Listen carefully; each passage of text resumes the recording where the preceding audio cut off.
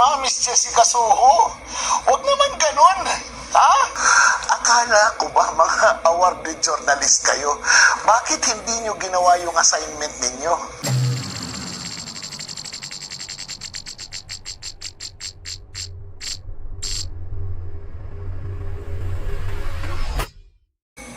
Hello mga stories! Welcome back sa isa naman random reaction show dito sa ating channel mga stories. Wala si Mikey, no? At ngayon, diretso tayo, no? Meron isang banggaan, no, sa mga kwento. Isang vlogger at business yung KMJS, no?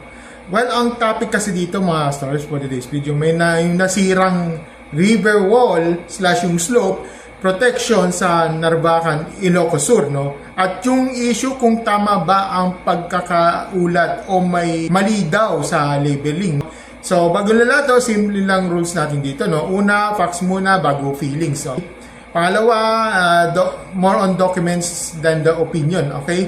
At pangatlo, no, kapag may mali, itama. Hindi yung palakasan ng boses, okay? So mga stories, no, ito yung nangyari dito, no, naglabas ito yung clips nito, no. So panoorin natin ito, galing ito kay Jesus. Ito dito na nangyari, ito. So ito 'yon. Papaano natin sa kanya. Ito 'yon yung sa part nito. So ano natin? Naiyak ako nang mapanood ko yung Kapuso Mo Jessica Soho reports. Dahil umiiyak yung mga may-ari ng bahay doon sa lugar na yon kung saan bumagsak ang isang river control project. Ang hindi lang kasi pinansin ng Kapuso Mo Jessica Soho ay kung ano ang kontrata na mayroon dito. Kontrata na nandito, isang bridge replacement na may contract number na 25 Alpha Delta. Tingnan natin. Ito yung so palaki natin. So nakalagay dito, no. So parang may number 'yan, no. Yes, pag access roads and or roadbats, medyo mali, nasa description niyo yung nito, no, kasi makikita niyo na naman yun. Pasensya na, medyo malabo kasi yung okay, so kung gusto niyo makakita, no, nasa description niyo din makikita niyo. Well, baka sabihin niyo, bakit ang labo naman yung pinapakita mo, pinipresentahan mo? Kaya nga mga stories, kung gusto nyo maluminaw, okay, nasa Gcash pwede kayo tulungan nyo kung parang ipalago yung sa aking PC, no, para ma-improve ko naman yung presentation ko. So ngayon kasi nasira kasi yung port ng sa webcam, kaya wala akong magamit na webcam, okay? So kailangan ko na upgrade nito. Nasira na yung USB port nito, nadamay na short. Kaya mayroon akong medyo yung meron akong funds diyan na parang kailangan ko ng donation run, no, sa Gcash o Maya, no, nasa pin comment ko, okay? So, pasensya na lang, no, kailangan mas mainap tingnan naman na lang sa nasa description ko yung original links nito, okay? Tuloy. 047 na nagkakahalaga ng 112 million pesos. Ito yan. It is a bridge construction project. Hindi po siya flood control project. Pero huwag naman sanang sirain yung sand trap. Bakit kailangan sirain yung sand trap? Nagmalasakit yung sand trap. Walang flood control project. Nilagyan lang nila ng river protection. Kasi may sobrang budget yung paggawa ng tulay na 20%. Ginamit nila para sa extension na ito at sa extension na ito. Dapat pa nga magpasalamat yung mga taga-ron dahil kung wala yung strukturang yun, tinangay na yung mga bahay nila. Sabi ng DPWH, hindi substandard ang mga materyales at ang ginamit na simento dyan, na construction na yan. Nagkataon lang talaga na bago lang na nasimento. So ngayon, Jessica Soho, akala ko ba mga awarded journalist kayo? Bakit hindi nyo ginawa yung assignment ninyo? Medyo na yan. Dominem na yan, Sir Jesus, just sa dominem, inaatake mo yung tao. Inaatake mo yung personality. Okay? with all due respect sir, doon pa lang medyo ad hominem na sa akin yan. Okay? Kasi, ko call out, dapat yung ay na-atake mo yung argument. Pero yung sinasabi mo na, yung journalist kayo, ganito, pang-atake ng tao yan eh. Sorry, sorry, Sir Jesus Kasi, doon pa lang medyo magkakaroon ng, mahina yung argument mo dito. Okay? Lalo na pag kinokorek mo yung mga, some of the, yung mga researchers, ganito, ganyan. Tapos, atake mo yung tao. Medyo mali yun, Sorry pero with all due respect, sir. Pero yung pag-aatake, hindi ko naman kinakampihan si Jessica, for your information, hindi ko kinakampihan to si Jessica. So, yung pananalita mo, ito totoo, ko sa'yo, nandun ako na off Ito totoo. Sa construction na yan, nagkataon lang talaga na bago lang na nasimento. So ngayon, Jessica Soho, akala ko ba mga awarded journalist kayo? Ayan doon pa lang, sorry pero di ko siya kinakampihan dito awarding journalist naman siya.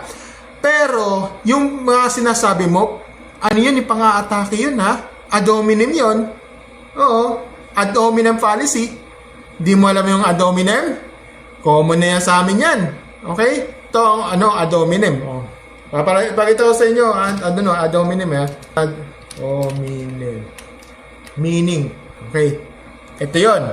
Sabi niya dito, ang ad hominem argument attacks a person, character, motive, or traits instead of addressing actual facts or logic on this argument.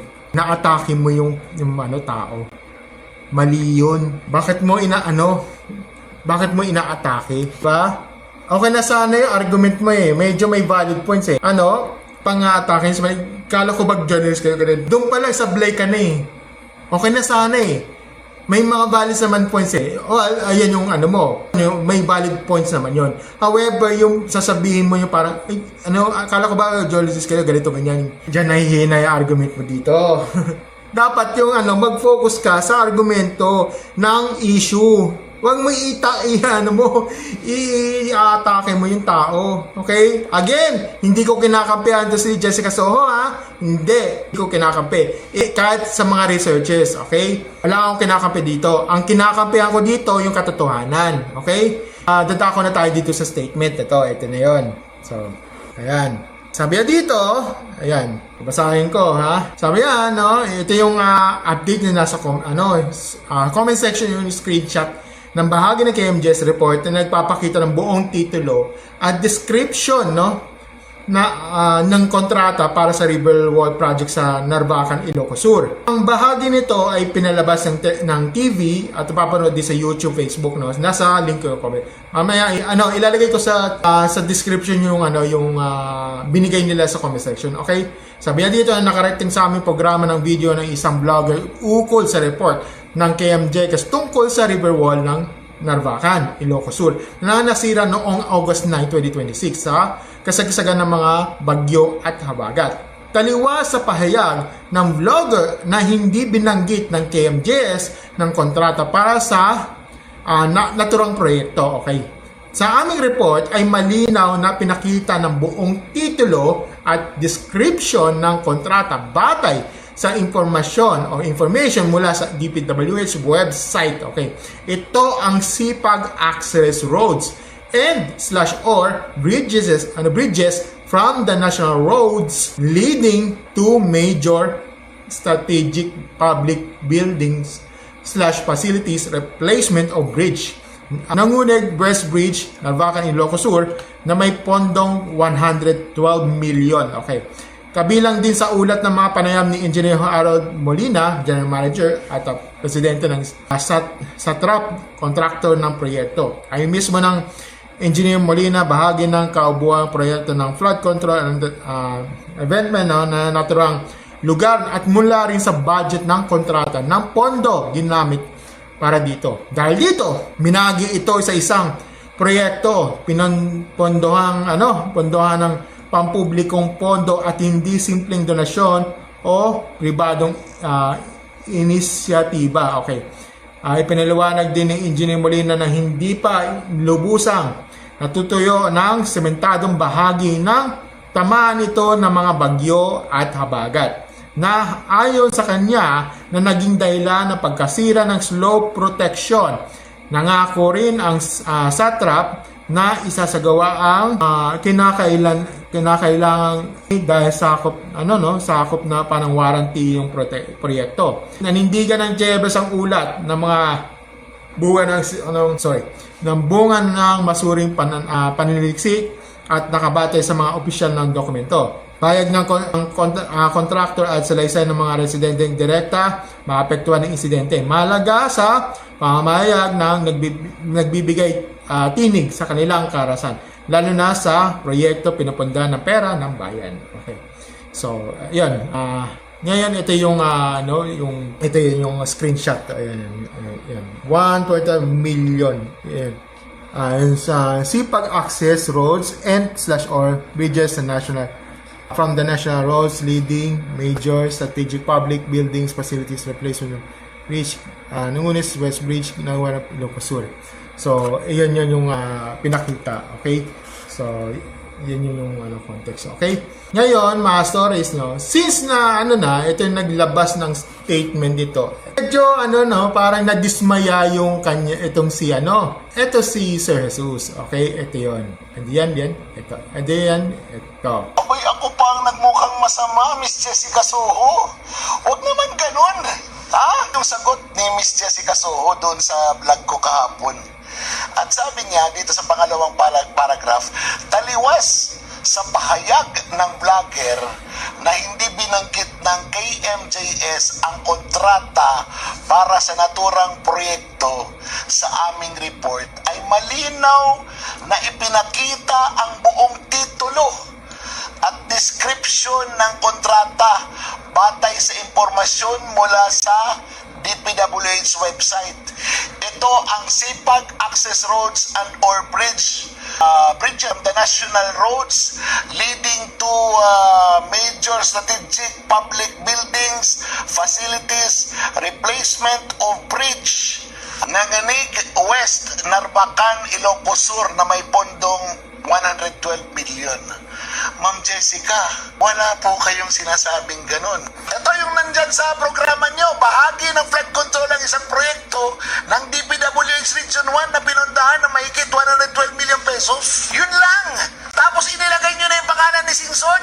Ginawa nyo namang masama ang mga Singson. Ginawa nyo namang masama si Manong Chabit. Ginawa nyo namang palasubas na kontratista ang Santrap Construction Corporation. Pambihira naman kayo. Nagmagandang loob na nga ang Santrap. Naglagay ng slope protection, ng flood protection. Dahil may sobrang 20% ang bridge program na yan. Ginamit na nga para maprotektahan yung slope, para maprotektahan yung mga kabahayan. Nagkataon lang talaga na bago pa lang. Bago lang yung simento, kaya nasira. Pero kahit ganun pa man, hindi inabot yung mga bahay. Pinagmumukha niyong masama, hindi naman talaga flood control project yan. Bridge program nga ni. Huwag na kasi kayo magpalusot. Sabihin nyo na lang yung totoo kasi nandyan naman yung video nyo. Okay, so, ayan na naman tayo. Hindi ko natin kasi mag-domine na naman siya. Ay, nako. Okay na yun. Yun na yun. Okay na yun. Dapat pag mag-argument, doon na lang focus. Pero kung ayan na naman tayo tawag dito, kung mag-aalala na domine pag wala ng ma-argumento sa issue niyan, i-atake mo yung tao, especially si Ma'am Jessica. Ayoko na sa ganyan okay? So, tingnan ko yung isa, Ito naman. Ordinaryo lang akong vlogger pero hindi ako sinungaling. At kahit paulit-ulit nyong panoorin yung inyong iniri sa Facebook, wala kayong binanggit na ang proyekto doon sa Narbacan, Barangay Nanginig ay isang bridge program. Ang binanggit nyo may river wall sa Narbacan, bumagsak ang kontraktor Santrap, ang Santrap ay pag-aari ni Chavit Singson. Tapos mayroon kayong video kay Chavit Singson na nagsasabi siya na kami ang may-ari ng Santrap, dugo at pawis ng pamilya namin yan, at kung meron kayong makitang anomalya, magpapakulong ako. Yun ang inilagay niyo. Mali lahat yun. Because the story is not about Chavit Singson. The story is not about Santrap Corporation. The story is about a reporting that is not accurate. A reporting that is half truth. Or should I say, half lie. Bakit? Iyon flood control project, inuulit ko. It was a bridge project. At kung pinipilit nyo, sinabi nyo na it was a bridge project, ulitin nyo. Panoorin nyo yung Facebook post ninyo. Tapos i-point out nyo sa akin kung saan yung pagkakamali doon. Dahil paulit-ulit ko yung pinanood bago ako nag-airing, bago ako pumunta doon sa site at naggawa ng content. Sir, ano bang paulit-ulit na yan? Kung maintindihan yung sinasabi mo. Ewan. Sorry pero ngayon kasi lumabas yun sa issue ko dito pero tingnan ko lang yung sa iba. Ito. Ano to? Anyway, so yan lang yan lang ang aking sasabi ko dito, no. So ngayon dadako na tayo sa goodness. Ang aking opinion ko dito, no.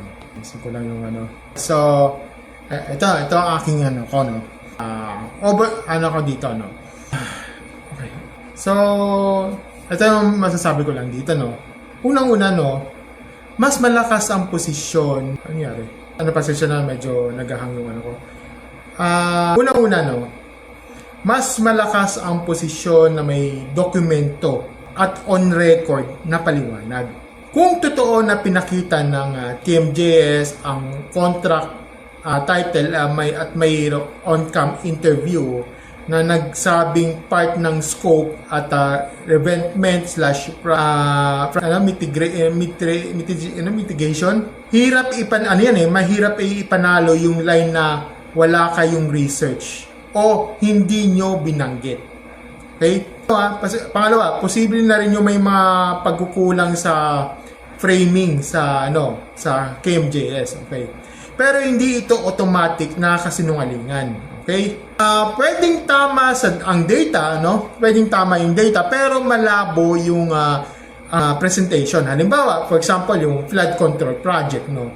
Ang tawag ng viewers kahit ang kontrata ay bridge replacement, no, na may revetment component, no, mas malinis sana kung explicit na lang sinabi na bridge contract ito na may kasamang river protection. Well, pangatlo, ito mali ang dapat magpasalamat, no, na anggulo, no, yung na dapat magpasalamat. Mali yung ganun na anggulo kapag pagdating sa public funds, no. Kapag pera ang bayan, no, hindi utang na loob 'yon o hindi utang na loob 'yan, no. Obligasyon yan na ayusin, matibayan at may accountability kapag may sira. Okay? Number 4, yung sobrang bigat na risky na salitang sinungaling kung walang timestamp proof. Tandaan nyo, kung ang reklamo, no, ay hindi nyo malinaw, no, o hindi nyo nilinaw, hindi yun ang sabihin. Pero kung sinungaling, no, dapat may exact clip, exact graphic, exact line na magpapakita ng intentional deception. Okay? Kung walang kung wala, nagiging ego fight lang, no? Tandaan nyo, no? Yung kapag yung about sa timeline, no? Ang daming diyan, kalaban ng mga sinungaling, di ba? Nagiging ego fight lang, no? Tsaka ito, panglima, no? Ang tunay na issue dito na dapat pinagtutuunan yung which is quality, timeline, at saka risk management. Okay, kahit ano pang label, which is yung flood control, revetment, slope protection, kung nasira, dapat natin linawin yun. Okay? Nasa design ba, ito ba na dapat linawin natin dito? Nasa design ba ang factor ng bagyo/habagat? Tama ba na curing/construction sequence sa tag-ulan? May temporary protection ba habang refresh pa ang semento? At ano ang remedial works at sino ang mananagot? Well, mga stories, kung ang ebidensya mo dito, ang bottom line kasi dito, no? Kung may ebidensya na pinakita ng KMJS ang kontrata at may confirmation pa, no? From contractor na part ng slope ang revetment, no? Okay? Mas mukhang overage yung paratang ng itong vlogger na to. Pero legit pa rin ang mag-call out sa media. Legit naman 'yon, okay? Gawing mas precise ang terminology para walang misleading na impression. Ang pinaka-importante dito, mga stories, wag sana malibang sa vlogger versus KMJS lang, no? Ang dapat siningin dito ay clarity, accountability, at maayos na paggawa ng proyektong pinunduan ng proyekto. Kaya, mga stories, no, anong masasabi nyo dito? Sa paningin nyo, sufficient ba yung pagpapaliwanag ng KMJS sa kontrata at slope? O kulang sa context? O ito, dapat ba mas mabigat ang pananagutan ng mainstream media kaysa sa vloggers? O parehas lang dahil parehas silang nakaka-impluensya? Comment down below at pagbasahin natin yan. Kung gusto niyo ang ganitong opinionated, logical, frank, stay to the point commentary videos, don't forget to like, share, subscribe sa ating channel, and click na notification button sa baba. Again, okay, may Gcash na maya tayo, no, para upgrade ko sa PC, no. So, nasa pin comments section any amount. Bahala kayo dyan, okay? So, as always, mga stories, thank you and have a great night with stories. Bye!